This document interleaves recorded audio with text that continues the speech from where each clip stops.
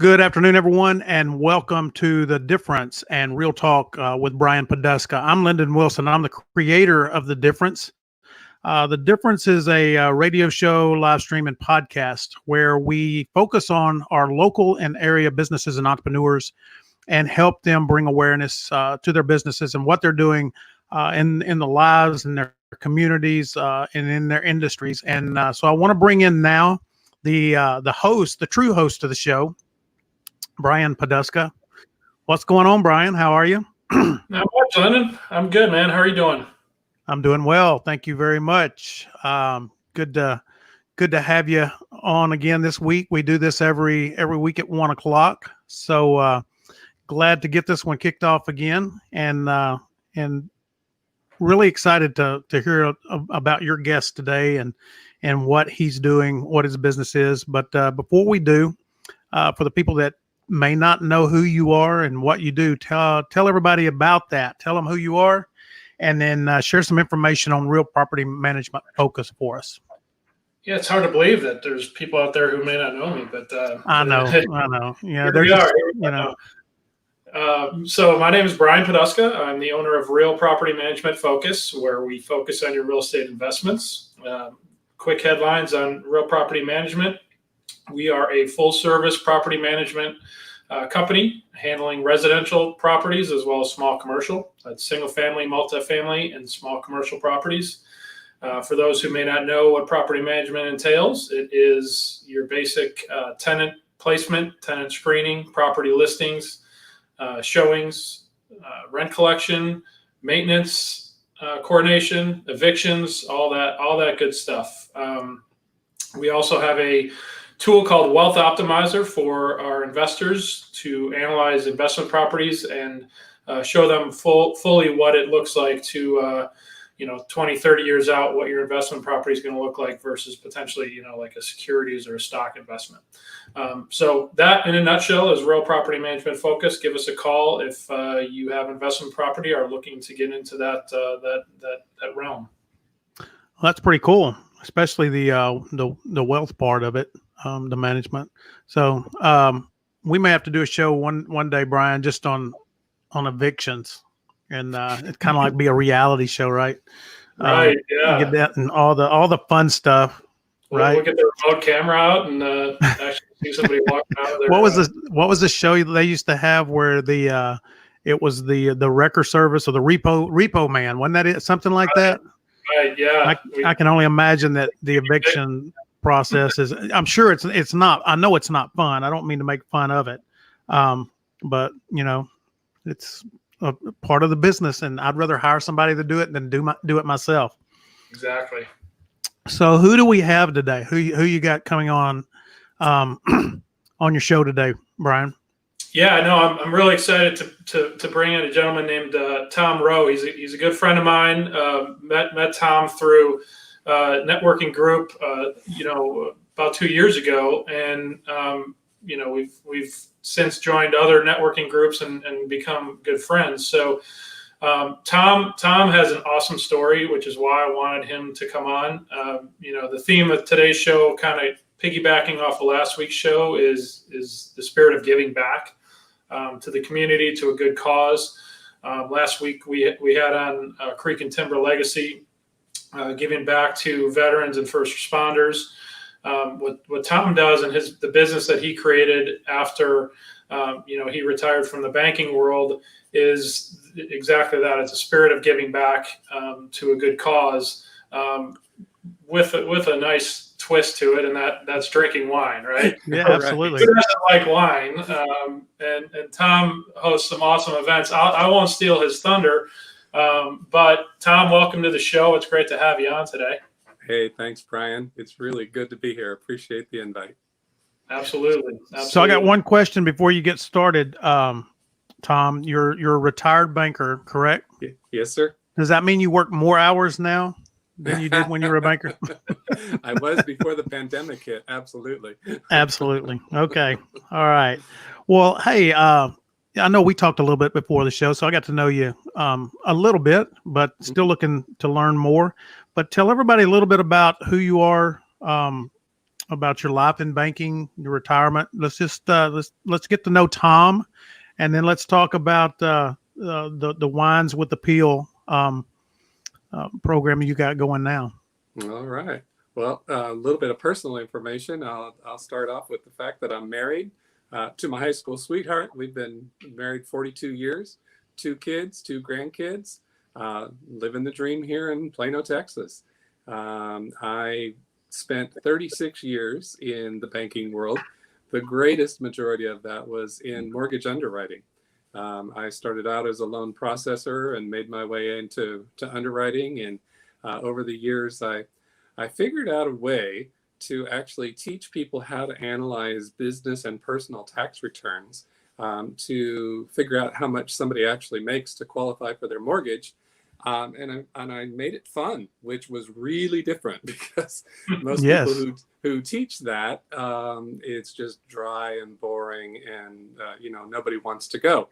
That kind of catapulted me into lots of really interesting things in the mortgage world, and loved every minute of it. One thing about mortgage is it's never boring because it changes all the time, so there's something new to learn all the time. But I because of teaching all of those classes, I kind of developed an ability to do public speaking, which as a younger person, I would have told you would never, ever happen. I simply would not be able to get up in front of a crowd of people and say 2 words without getting them reversed. So anyway, 36 years was more than enough. I always had a dream that I would retire early. And I was about ready to retire a couple of years back. And well, actually, now it's about 4 years back. And I was diagnosed with prostate cancer and decided that I had best stay with the job long enough to have the insurance take care of those bills, right? So no sooner got past that, and lo and behold, I was diagnosed with a different kind of cancer called ampullary cancer that we discovered because of the fact that over the Thanksgiving holiday back in 2018, I turned yellow. So I was completely jaundiced because I had a blockage of my bile duct system. And so anyway, I ended up in the hospital. They did all kinds of procedures to figure out what was going on. And then they decided that I needed to have surgery in order to have that removed. So did that. And if you ever just really want to be grossed out, look up on the Mayo Clinic's website, Whipple surgery. That's what I had. And it's really disgusting. So I'll save you the ugliness. It is lunchtime. Yeah. Thank you. Exactly. Well, as a result of having that ampullary cancer removed, they found that it had spread into my small intestine. And so then I was diagnosed with cancer of the small intestine. So Oh 3 my times gosh. I've had cancer. And so I had that major surgery. And then because of the kind of unusual way that they found it and the high likelihood of recurrence, they decided that I needed to go through chemotherapy. Even though the surgery removed all of the cancer, they couldn't find any more. So that surgery was on January 8th of 2018. So I was wrong about the date of the prostate cancer. That was 2017. But anyway, I've been cancer-free since then. I scanned regularly, and everything is all good. And that's way more than you probably wanted to know, but it kind of leads me to talk about how I got started with this business, because it has to do with cancer. I am a person who has always tried to give back whenever I could. And one of the things that happened to me when I was in my early 50s is I moved to Texas, lost a lot of weight, and decided I needed to find a way to keep the weight off. And that led me to the Leukemia and Lymphoma Society. They have a program called Team in Training, where they teach you how to participate in endurance events like marathons, half marathons, triathlons, 100-mile bike rides, all that kind of good stuff. I had no tie to cancer at that point in time. This was back in 2009. Nobody in my family had really suffered from it, so I had lived a very charmed life, I'll say. And so I signed up to run my very first half marathon with them back in 2009 in Anchorage, Alaska. And the way that program works is they train you, but in exchange for that, you fundraise for them. And so I was looking for ways to raise money. And my very first event, I basically walked around my office with my hand out and said, please give me money so that I can do this event in Anchorage. So I ran my first half marathon. I survived, and it was just the best experience I think I've ever had in my life. So Wow. Here I am at the age of 53 running a half marathon for the first time in my life, right? It's unbelievable. Yeah. So on the flight home, I told my wife, I said, that was just so rewarding and so much fun. I've got to do it again, and I got to do it soon. And she said, well, do it. And I said, well, okay, but where am I going to raise money from this time, right? And she said, oh, you'll figure out a way. Well, lo and behold, there was a woman on my Anchorage team who was still fundraising after the Anchorage event, and she was looking for ways to raise some money. She held a wine tasting and invited everybody on the team to attend. So my youngest son and I went. I really knew very little about wine at that time, other than I like to drink it. And so it was just a ton of fun. And so I kind of thought, well, here's how I can raise some money. And so I started having wine tasting events in my home in order to raise money to fund my need to do more with the Leukemia and Lymphoma Society. Well, don't you know, shortly after my second event, I lost both my mother and my oldest sister to lung cancer. Oh, my. And so that kind of led me to stick with it with Team in Training and the Leukemia and Lymphoma Society, because even though they didn't pass from blood cancer, the research that is done with the money that people raise for the Leukemia and Lymphoma Society helps everybody with all kinds of cancer. And now that I am a 3-time survivor, it helped me, because I know all of you know somebody who's had cancer. And so most of us have had to have a port installed in our chest in order to receive those treatments. That port was developed with money that was raised by the Leukemia and Lymphoma Society, because they funded the research that the panel of scientists received in order to come up with that treatment. So long story, but that's why I do wine tasting classes as fundraisers. So, Awesome. Brian, are you ready for me to talk about how all that works? Because I said a whole lot.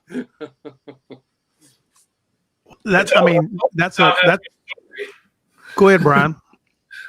So I told you Tom had a good story. Man, Been through a lot in the last several years. Yeah, but it's all good. And I'm gonna give a plug for anybody who might ever be faced with it. One of the things I have learned through my involvement with Team in Training and being around a lot of people who've lived through cancer, it's a mental game, and a positive attitude is the very most important thing. And even though I had that major surgery and lived through chemotherapy, I just was bound and determined that it wasn't going to get me down. And I really believe that's why I have had the success that I've had in my recovery process. Because quite honestly, if you met me on the street and we just had a conversation, you'd never know that I had been through all of that. So wow. Tom, one of the things that when I created the difference a little over a year ago, my original purpose was to highlight local area small businesses and really kind of highlight the commonalities of why they were successful. And one of the things that not only through the past year, but just things that I've seen over the past 20, 25 years is that mindset is one of the most important things that you have to find success at anything that we do, and determination being part of that mindset.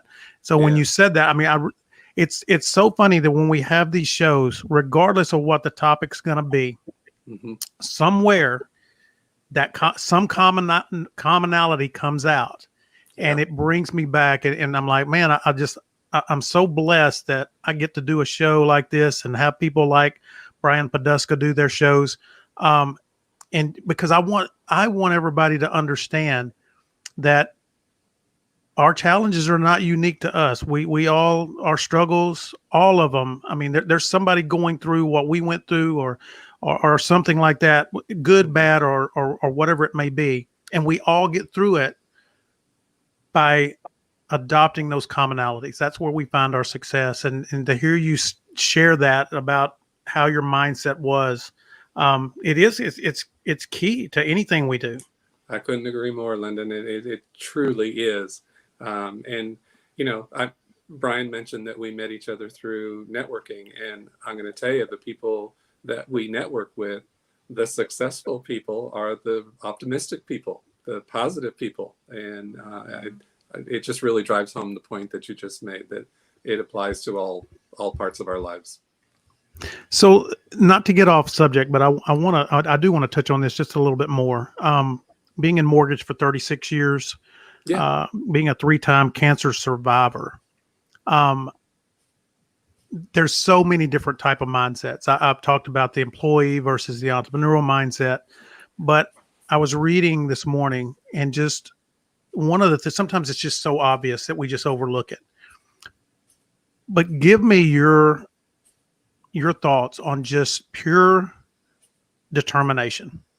Just nothing flashy, nothing spectacular, because I sometimes think that a lot of us, we're really close to the goal right when we give up.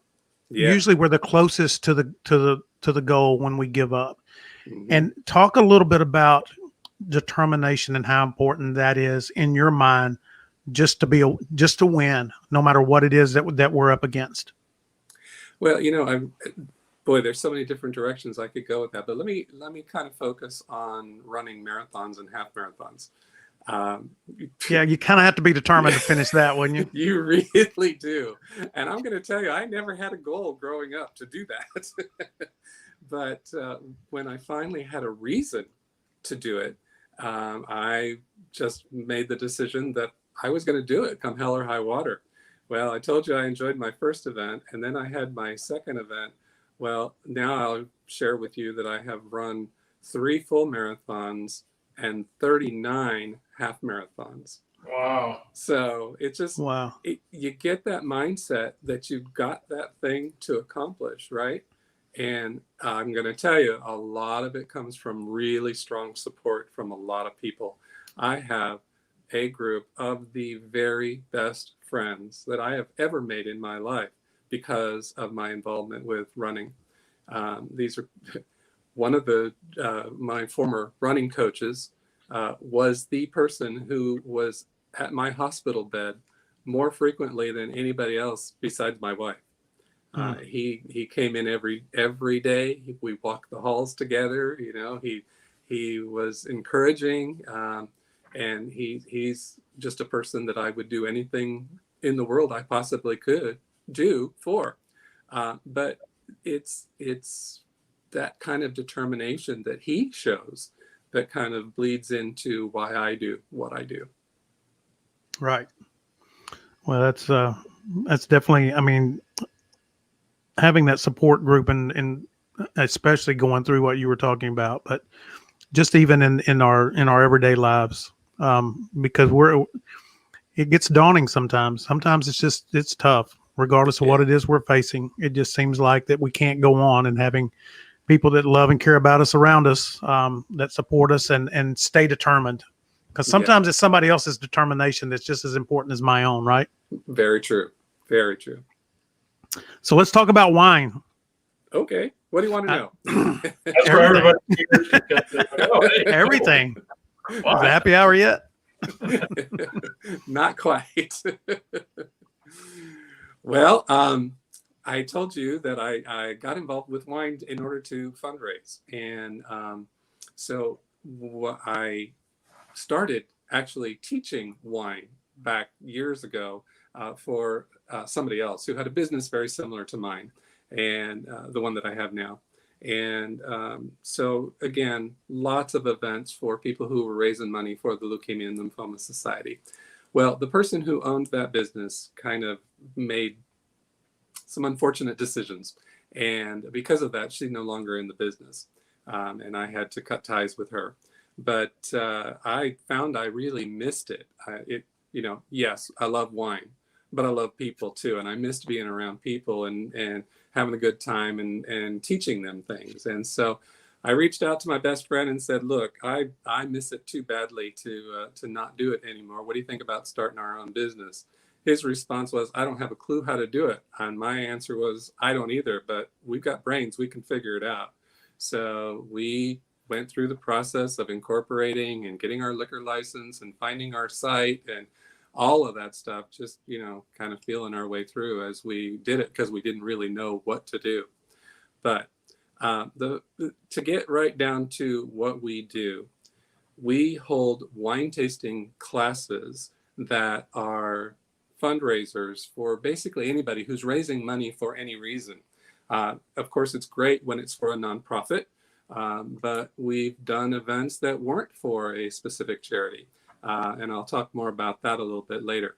But the way it works is we tell the person who's raising money, hey, you know what? Invite all your friends and family and favorite winos to come to your event and ask them for a donation to your charity.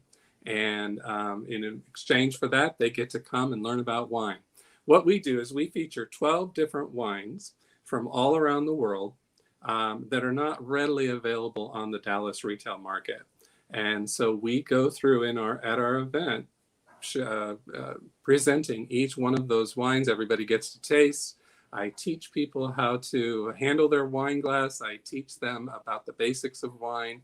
And then as we go through, I talk to them about every single wine that we present and the stories behind it. So I teach a lot of history too. And there's, of course, just a ton of trivia because I've got a head full of nothing, right? So, and it just basically turns into a little bit of a show, but people are learning stuff, they're having a good time, and they feel very generous. And so they end up giving more money to the charity, which is always a good thing, right?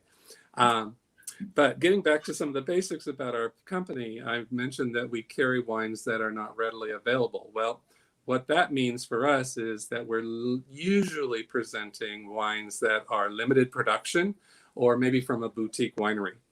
And that's extra special because people are experiencing wines that they've never seen before. The bad news is that when you're presenting limited production wines, they often run out. And so then you have to go find something to replace it. That's bad news if you were in love with that wine. It's always good news for me because I'm the one that goes out tasting to find something to replace it, right? So right. I get the benefit of enjoying all that new stuff. So all that's to say that our wine list changes all the time. So anyway, we gather people together. We have the event. At the end of the event, all of the wines that we have sampled are available for purchase. And so we hand out an order form. I walk people through how all that works. And here's what it really boils down to for the person who's fundraising, is that so long as we achieve a certain level of wine sales at your event, there's no charge to you for the services that we provide. The class is free, the wine is free. We provide the wine glasses, sometimes even the location. We have a classroom over in Louisville. But anyway, it's one of those situations where that number that they're trying to achieve in terms of wine sales, nobody's ever missed it. So basically, let me just give you a little detail on that. For a group of up to 20 people, the minimum in sales that we're looking for is $300. I've done a class for 3 people and they bought $300 worth of wine. On the other end of the spectrum, I've done a class for 80 people. And so for every increment of 20, another $300 gets added to the minimum that we're looking for. And nobody's missed that either. So wow. That's basically how it works. So basically, you're getting a free wine class for whatever event you're trying to host and raise funds for. That's right. Yeah. That's right. And as I was mentioning when we were getting ready to go on the air, people who are fundraising are looking to raise as much money as they possibly can. And so I've had a lot of really creative people come up with ways to raise more than just, getting in the door kind of thing. Silent auctions are very, very common and popular. I have a married couple. He is a leukemia survivor, and she is constantly raising money for the Leukemia and Lymphoma Society. And she's a very creative person. So she had her event. Not only did she do the wine tasting, she had a silent auction. She also did a raffle, and it happened to occur in very early January. And so they did football squares. They filled up 2 sheets of football squares. Nice. They made about just shy of $2,000 in an hour and a half. So Wow, that's yeah. cool. Yeah. So tell me this: when you talked about having some unique wines and then running out, and then you have the great job of being able to go out and locate new ones. Yeah. How do you do that? I mean, how do you travel a lot, or how do you find these new and unique wines? Well, I do it in a lot of different ways. And to answer your question about travel, I would if the pandemic would allow me to. Right. So can't do that. When we first opened, of course, there were no restrictions, and I made a couple of trips to California and to Oregon. And man, I so badly want to And what go a to terrible Australia. perk for your job Yeah. that you have to travel Exactly. around and drink wine. Exactly. That's just Yeah. bless your heart. Yeah, somebody's got to do it, so I take Yeah. one for the team, right? But the majority of our wines come to my attention via distributors. In Texas, the law requires a retailer such as myself to purchase all of my wines through a third-party distributor. I cannot buy directly from a vintner and resell to you. I can buy it for my own purposes, but I can't resell. So I've got basically 3 vendors that I work with that they all know my story. They all know why I'm trying to find things that are uncommon and unusual. And I'm also very, very cognizant of the fact that people don't really care to spend a lot of money on wine, right? Yes, you can easily spend $300 on a bottle of wine, but to be perfectly frank about it, it's not that much better than a $25 bottle of wine, right? And so all of my distributors know that I'm looking for a certain price point so that I can keep costs down.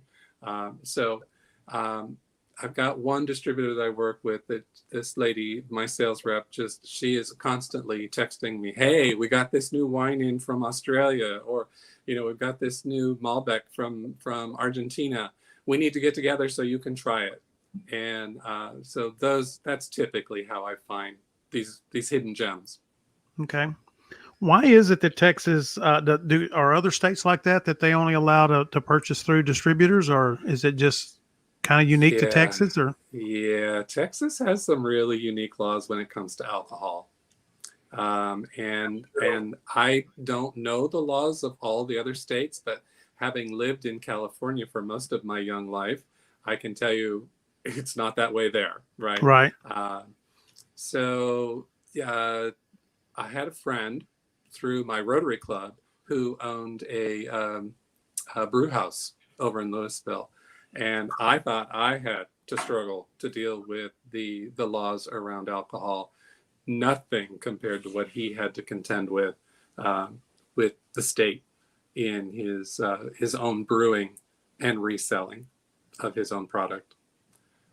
So there's some local wineries around here. I know you probably heard of several of them, but does that mean you can't go directly to them and buy? You would have to still go through, or are they considered a distributor as?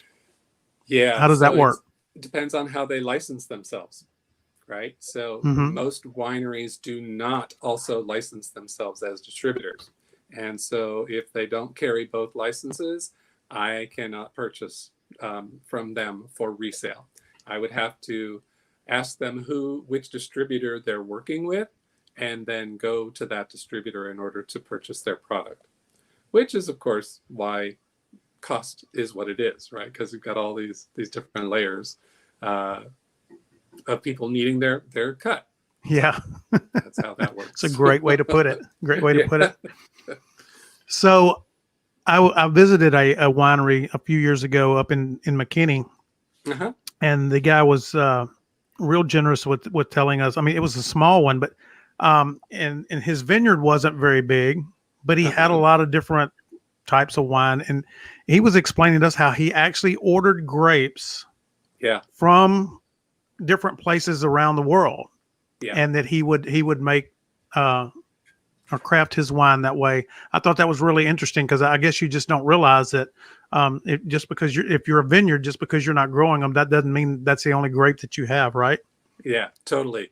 So part of the class that I present, I talk about Texas wines because everybody wants them, right? Because we're Texans and we think we need to support the Texas economy, Right. and that's all great and wonderful. The fact of the matter is, and this is a very personal opinion. Everybody's going to think differently about this, but for me, Texas wines just really aren't that wonderful, and there are lots of reasons for that. Most of it having to do with climate. But the fact of the matter is that there are some great wines being made in Texas. Mm-hmm. It's just being made from wines that are imported from other parts of the world. Right. So it's not locally grown. It's amazing just what's involved in something like that when you get down to it, because I think a lot of us just, take it for granted that just go to the wine store, buy a bottle, and that's about it. Yeah. Well, on that subject, I will tell you, one of the wine trips that I took was out to Napa, and I went into a higher end winery. I didn't realize at the time, because I was just starting out, that they really kind of specialized in things that were $75 and up.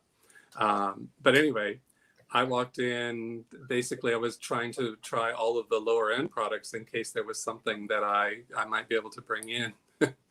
And, the thing about being in the business is as soon as they find out that you are in the business, they want you to try all their high end stuff, because of course they want to be able to sell that rather than that's it, Brian.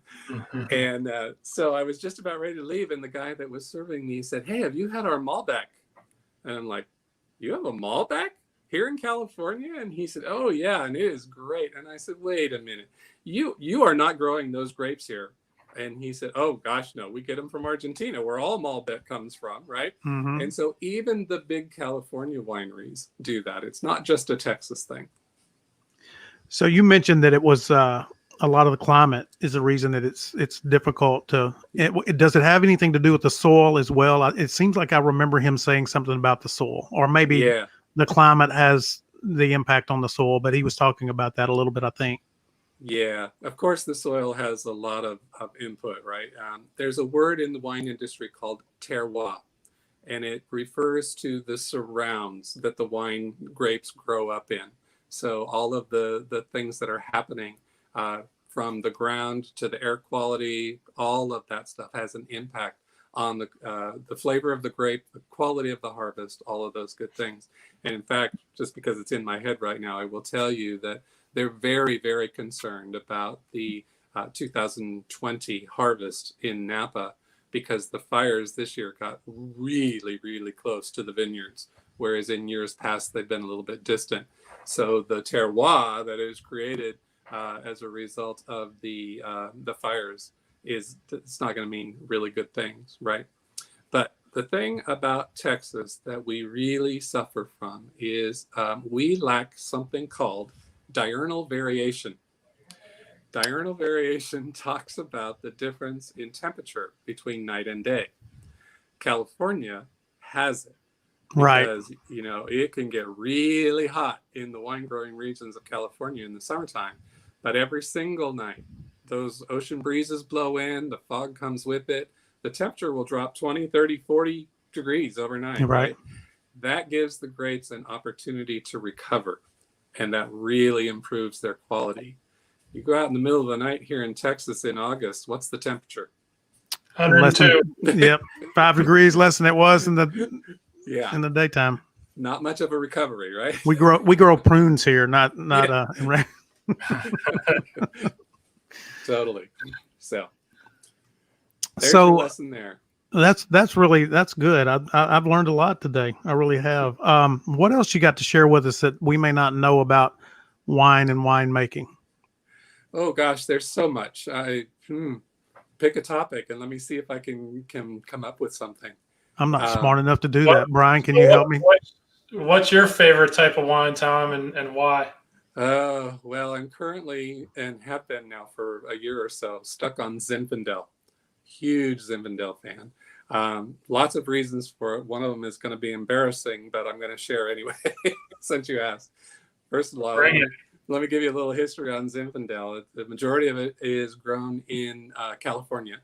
It's the #3 grape grown out there, and they call it the heritage grape because for the longest time they knew it got to California during the gold rush, but they didn't know where it came from. And they have since been able to find the parent grape. It originated in Croatia, of all places. Cool. But anyway, the Zinfandel grape has just this really amazing flavor. And the thing about Zin is it likes heat and it grows well in really hot climates. Well, heat drives alcohol content. So the hotter it is, the higher the alcohol content is. That makes sense now. There you go.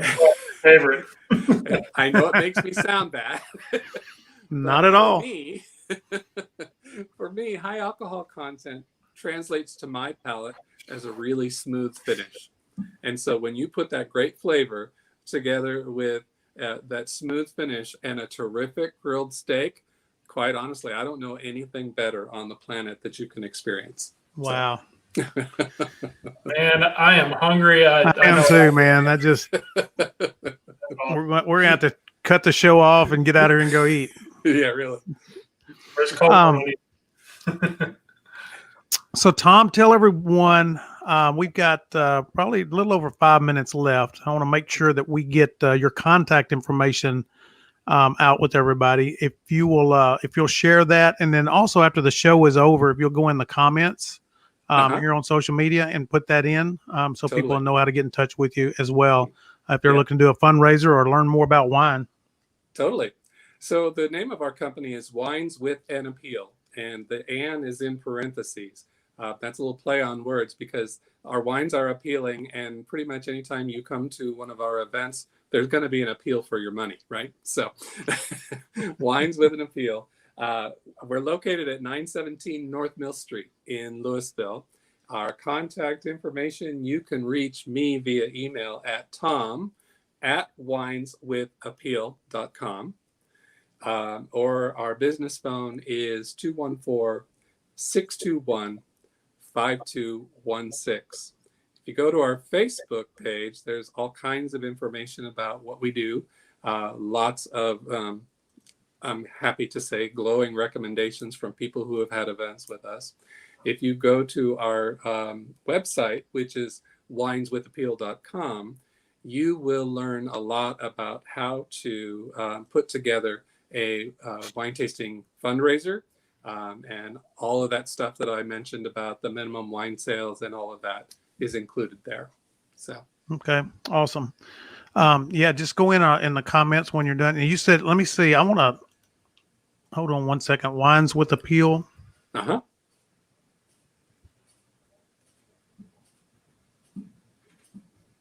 If I can pull up the Facebook and share that screen real quick. Oh, that'd be great.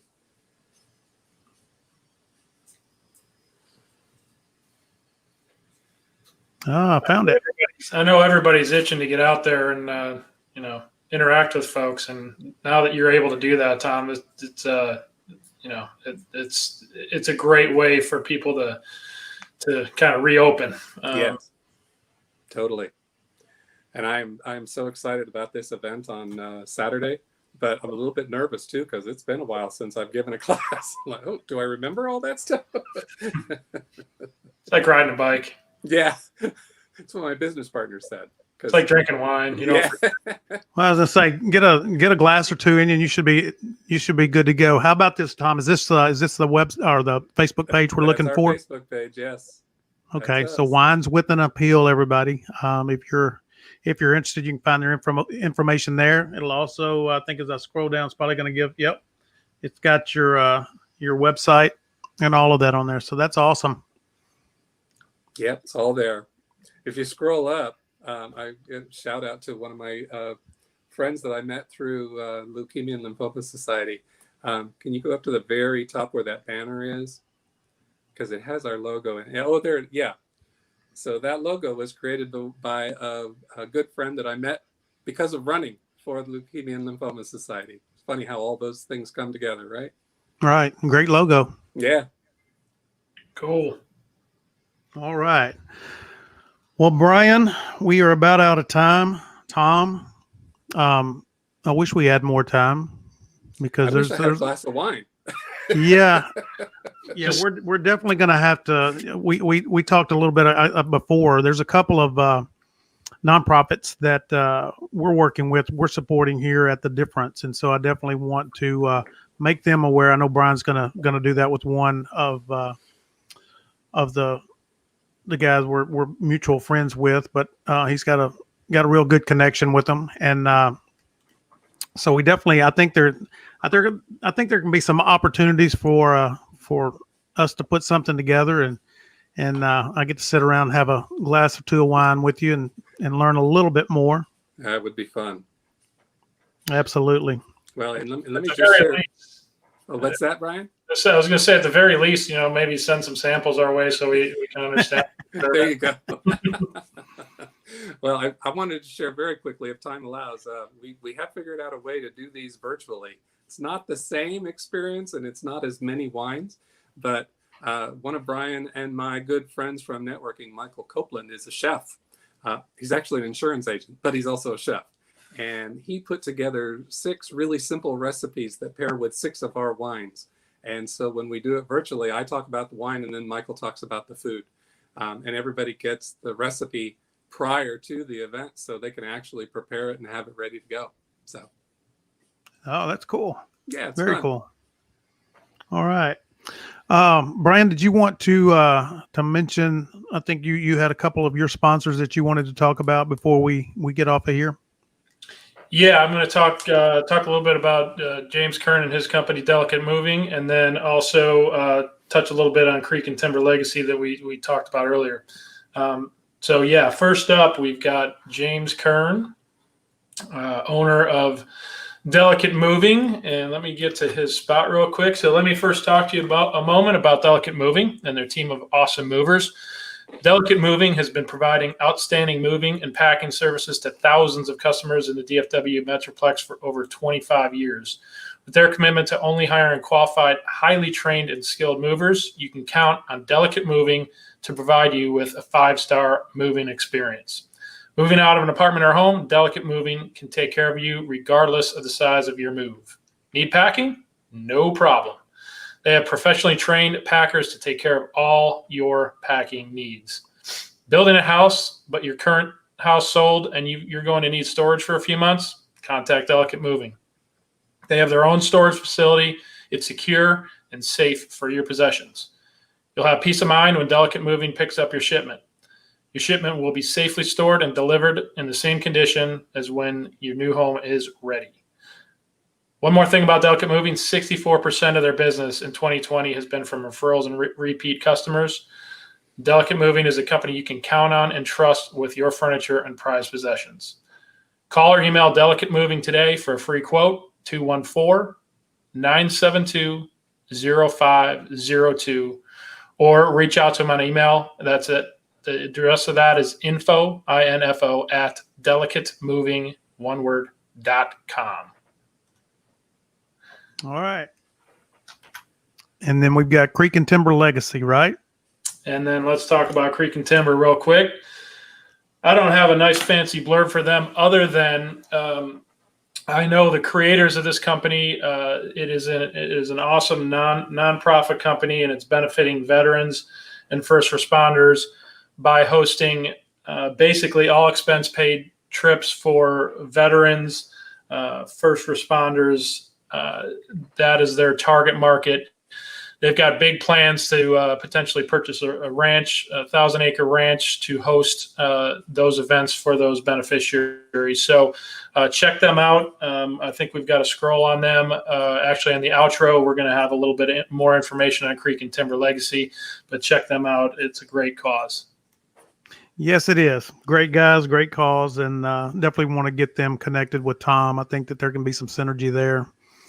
with what they're doing. And I know I know Dustin and Shannon are not opposed to having a glass of wine every once in a while. So They sound like my kind of people. yeah, it kind of fits. A little bit, but yeah, I think that's So, all right. Well, Tom, again, thank you so much for sharing your story. Incredible story. 3-time cancer survivor. Someone that's really given back. I mean, and you know, Brian, thank you so much for your show here and what you're doing with the local and small businesses and entrepreneurs in your area. If you are a local small business entrepreneur and you would like to be featured on Brian's show, get in touch with him, because he is, you know, he's making the difference by really spotlighting these people that are making the difference. And I think that our world right now, in the direction that we're going, not to get off on a tangent here, but it does us all a little bit of good to stick together and do what we can to make the difference. So with that, Brian, I'm going to let you you close this show out and let everybody know when we'll be back next week. Awesome. Amen, brother. I echo those sentiments about the difference that's making the difference. And Tom, thank you. You are one of those people who is making the difference, giving back to the community, which was the theme of the show today. So thanks again for being on today. We will be back 1 p.m. next Thursday, as we are weekly. Look forward to seeing you then, and talk to you later. Bye now.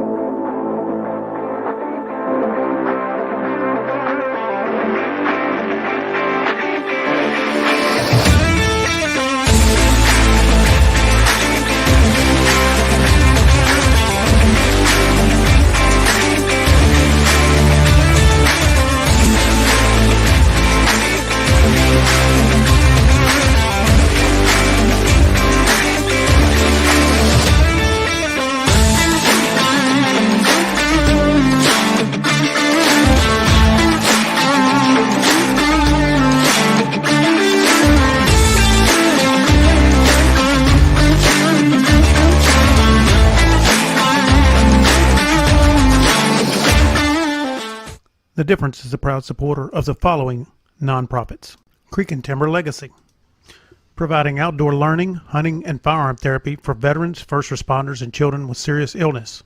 You can find more info at creekandtimberlegacy.org. And Sharp Shoes. Through local schools and shelters, Sharp Shoes helps provide new shoes for countless needy people and their families. You can find more info at Sharp Shoes.